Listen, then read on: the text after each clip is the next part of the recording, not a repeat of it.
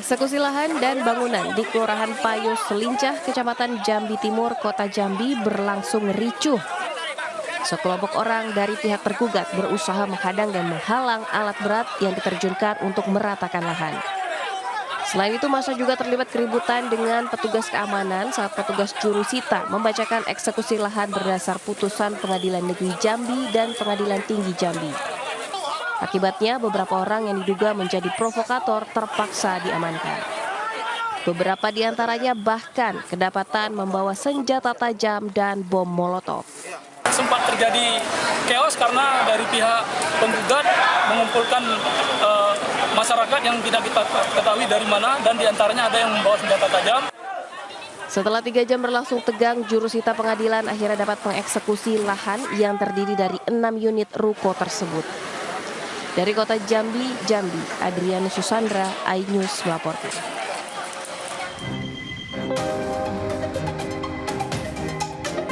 Aksi kejar-kejaran polisi dan rombongan pemotor terjadi di ruas tol Jagorawi, Jakarta Timur. Rombongan pemotor ini diketahui masuk dari kawasan Pejompongan, Jakarta Pusat menuju kawasan Bogor. Petugas berhasil menghalau para pemotor hingga keluar di pintu tol Keramat Jati. Belum diketahui penyebab para rombongan pemotor ini memasuki ruas jalan tol.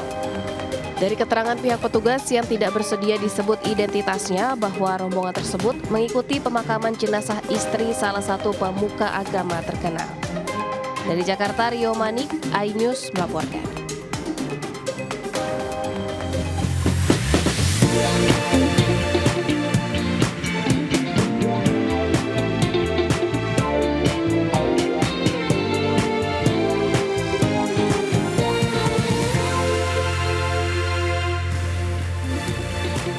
Ya, selamat siang pemirsa, apa kabar? Semoga tetap dalam keadaan sehat dan selalu bersemangat. Buletin News ya, kembali hadir menemani aktivitas Anda hari ini dan tentu saja dengan sejumlah berita dan informasi menarik yang layak untuk Anda simak. Saya Arjuno Syaputra, inilah Buletin News siang selengkapnya.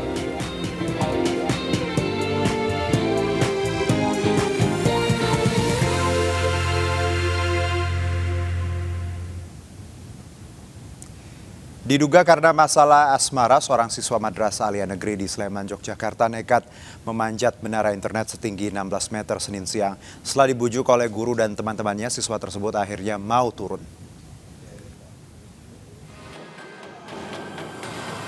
Siswa ini hanya diam berdiri di atas menara internet setinggi 16 meter yang berada di belakang sekolah. Ulah siswa tersebut jelas membuat panik para guru dan siswa lainnya. Perbuatan pelaku juga menarik perhatian warga sekitar. Mengetahui kejadian tersebut, guru-guru dan teman-teman pelaku berupaya membujuk pelaku agar mau turun. Akhirnya setelah 1 jam berada di atas tower, pelaku berinisial MN mau turun juga. Diduga aksi nekat tersebut dilakukan MN dilatari masalah asmara.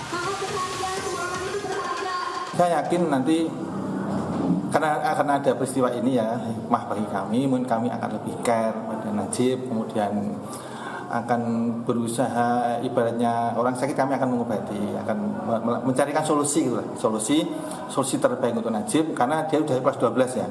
Kelas 12 nanti sebentar lagi juga lulus, kami akan memberikan pelayanan yang terbaik untuk anak-anak kami. Setelah turun dari tower dan menjalani pemeriksaan kesehatan, siswa tersebut kemudian dibawa pulang oleh keluarga. Dari Yogyakarta, Gunanto Farhan, iNews melaporkan. Tanpa menaruh curiga, bocah yang merupakan anak penjaga kos ini membukakan pintu pagar untuk 2 orang maling yang datang menggunakan sepeda motor. Pelaku yang berjumlah 2 orang datang seolah-olah tamu kos yang berada di Jalan Pasar 1, Gang Dahlia, Medan, Sumatera Utara. Melihat kondisi sepi, pelaku melancarkan aksi jahatnya dengan membawa kabur 1 unit motor di garasi.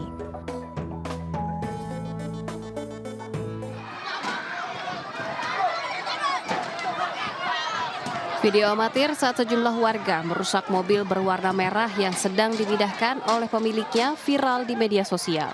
Warga yang emosi berusaha merusak dengan berbagai cara lantaran mobil terparkir di depan masjid atau halaman sekolah yang bersebelahan dengan TKP kebakaran gudang limbah plastik di Pangkalan Truk Kalibaru, Kecamatan Medan Satria, Kota Bekasi. Aksi spontan ini terjadi lantaran pemilik mobil terlalu lama memindahkan mobil yang mengganggu proses pemadaman yang dilakukan oleh Damkar Kota Bekasi. Mendapatkan laporan adanya pengerusakan kendaraan di lokasi kebakaran, tim identifikasi Polres Metro Bekasi Kota langsung melakukan olah TKP di lokasi mobil yang diamuk massa. Sebelumnya sebuah gudang limbah plastik dan kayu palet di Kelurahan Kalibaru, Kecamatan Medan Satria, Kota Bekasi, Jawa Barat ludes terbakar. Banyaknya material yang mudah terbakar membuat api dengan cepat membesar dan merambat hingga membakar satu buah truk. Dari Bekasi, Jawa Barat, Rahmat Hidayat, iNews melaporkan. Pengguna jasa transportasi udara mulai memadati Bandara Internasional Soekarno-Hatta, Tangerang, Banten jelang Natal dan Tahun Baru. Sementara penumpang yang hendak menikmati libur Natal dan Tahun Baru berangkat dari Terminal Kampung Rambutan, Jakarta Timur. Dua informasi ini kami rangkum dalam Indonesia 24 Jam.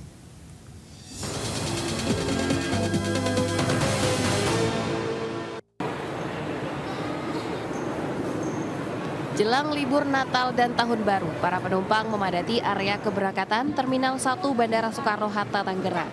Kebanyakan dari mereka pergi bersama keluarga menuju kampung halaman menikmati momen libur Natal dan Tahun Baru.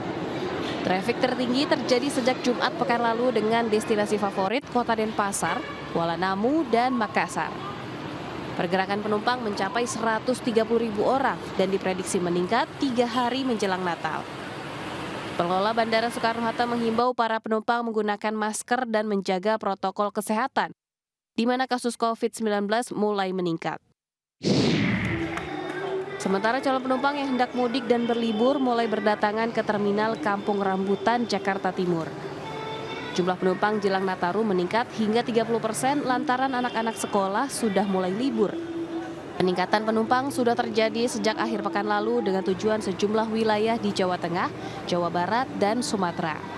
Untuk menghadapi lonjakan penumpang, pihak pengelola terminal telah menyiapkan posko layak jalan dan posko kesehatan. Para penumpang juga diminta menjaga kesehatan, menghadapi pergantian musim dan mulai naiknya kasus COVID-19.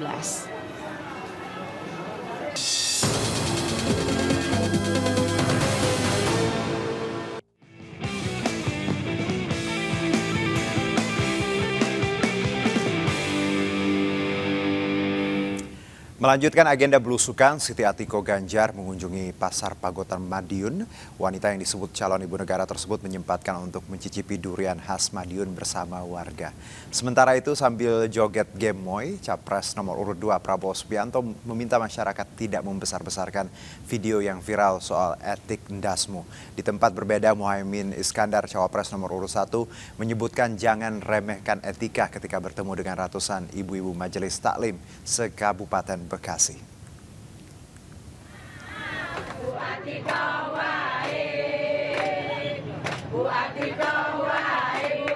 Setelah belusukan ke pasar tradisional di Pagotan Madiun, Jawa Timur untuk meninjau kegiatan jual beli dan mendengarkan keluhan pedagang, Siti Atikoh mampir ke salah satu tenda yang ada di dekat pasar untuk mencicipi durian. Di sini istri Capres nomor urut 3 Ganjar Pranowo disambut meriah oleh warga dengan menyanyikan yel-yel khusus. Mendapat sambutan tersebut, senyum manis Bu Atikoh pun langsung mengembang. Usai menikmati durian asal Madiun, ibu dari alam Ganjar ini pun memuji kelezatan durian serta keramahan dan potensi yang ada di daerah tersebut. Luar biasa sekali ya, masyarakatnya sangat antusias, sangat ramah. Kemudian potensi di sini juga luar biasa dari sisi pertaniannya, kemudian UMKM-nya, pariwisatanya dan kotanya juga tertata. Cuma memang ada beberapa keluhan ya, ini sih wajar karena di tempat lain juga seperti itu terkait dengan kondisi yang ada di pasar. Salah satunya untuk bahan-bahan kebutuhan yang bukan sembako. Dari Madiun, Jawa Timur, Dian Cahyani, Tri Julianti, iNews melaporkan.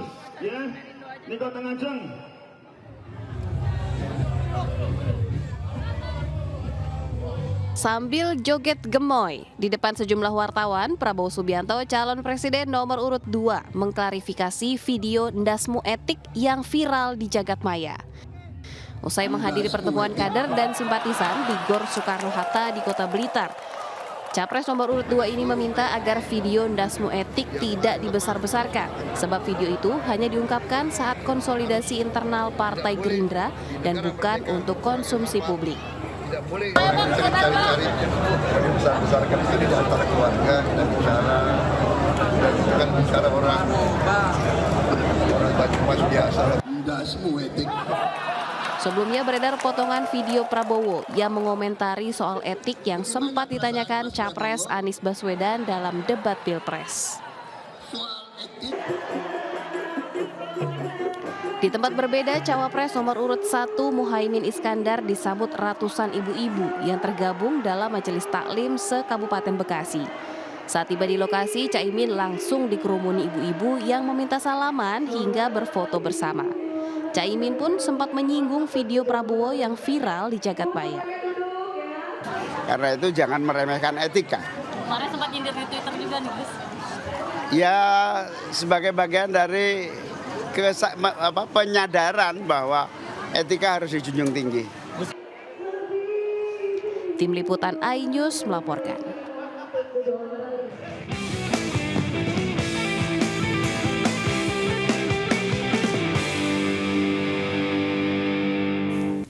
Berwisata menarik dengan melihat miniatur 3 negara dari ketinggian di Bandung, Jawa Barat. Kami segera kembali.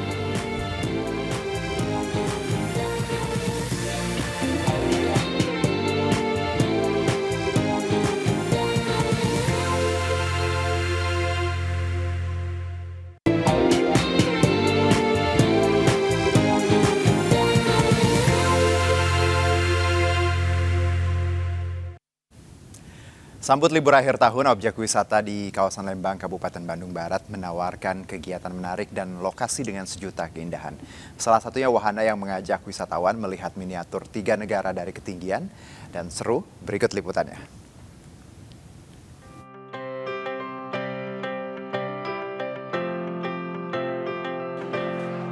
Libur Natal dan Tahun Baru, sejumlah wisatawan dari berbagai daerah dan mancanegara mulai memadati objek wisata di kawasan Lembang, Kabupaten Bandung Barat. Seperti yang terlihat di objek wisata The Great Asia Afrika ini misalnya. Para pengunjung rela antri untuk menjajal wahana Skyride. Di wahana yang memiliki panjang lintasan sekitar 250 meter dengan ketinggian antara 3 hingga 6 meter ini, pengunjung dapat mengelilingi 3 negara sekaligus seperti negara India, Cina, dan Jepang sambil mengayuh seperti naik sepeda. Meski sensasi menaiki wahana Skyride ini cukup menantang adrenalin karena berada di ketinggian, namun tidak perlu khawatir karena fasilitasnya sudah dilengkapi pengaman.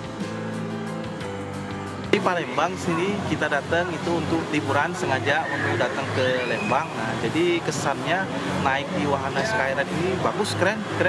Jadi jarang di tempat-tempat lain, recommended tempatnya. Jadi kayaknya bakal datang lagi deh ke sini. Nah, untuk bisa menaiki wahana ini, pengunjung harus membeli tiket dulu seharga Rp30.000 per satu orangnya. Dari Bandung, Jawa Barat, Yuwono Wahyu, iNews melaporkan. Puluhan anjing pintar dan menggemaskan ikuti kontes anjing berbakat di Surabaya, Jawa Timur. Layaknya manusia dalam Dog Talent Show, anjing-anjing pintar berukuran mini unjuk kebolehan beratraksi hingga berjoget bersama pelatih.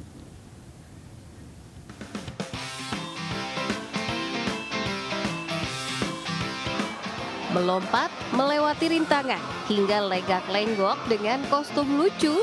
Wah, gemasnya! Ya, inilah aksi anjing-anjing lucu yang mengikuti kontes anjing berbakat atau Dog Talent Show yang digelar di gedung DPL Arena Surabaya.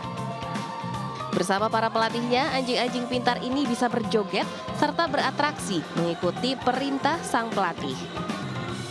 Seperti halnya lomba bakat manusia, dalam lomba bakat anjing ini 3 orang dewan juri memberikan penilaian dan komentar pada setiap peserta lomba. Penampilan yang terbaik akan keluar menjadi juara. Selain kontes anjing berbakat, dalam ajang perlombaan anjing ini juga digelar perlombaan ketangkasan anjing. Tak jarang ada beberapa ekor anjing peserta yang salah melewati urutan rintangan, bahkan ada yang ngambek dan harus gugur. Anjing yang paling cepat melewat rintangan dan paling sedikit kesalahannya itu adalah yang pemenang. Ada berapa rintangan ini yang harus dilewati? Untuk rintangannya sekitar 20 rintangan dan harus dilaksanakan secara berurutan. Jika di total ada 84 ekor anjing yang mengikuti perlombaan anjing berbakat ini untuk memperebutkan hadiah. Dari Surabaya, Jawa Timur, Harita Mbayong, iNews melaporkan. Tuh pemirsa, kalau kita punya hewan peliharaan, kayak tadi anjing, kalau kita sayang, kita rawat, kita latih, bisa berprestasi. Nah, informasi tadi menandai akhir jumpa kita hari ini. Mari ulurkan tangan Anda untuk berbagi kebaikan kepada sesama melalui MNC Peduli dengan nomor rekening di bawah ini atau scan kris berikut melalui aplikasi uang digital Anda. Informasi lebih lengkap dapat diakses di mncpeduli.org. Saya Herjuno Syaputra beserta kerabat kerja yang bertugas pamit undur diri. Selamat beraktivitas. Terima kasih. Sampai jumpa.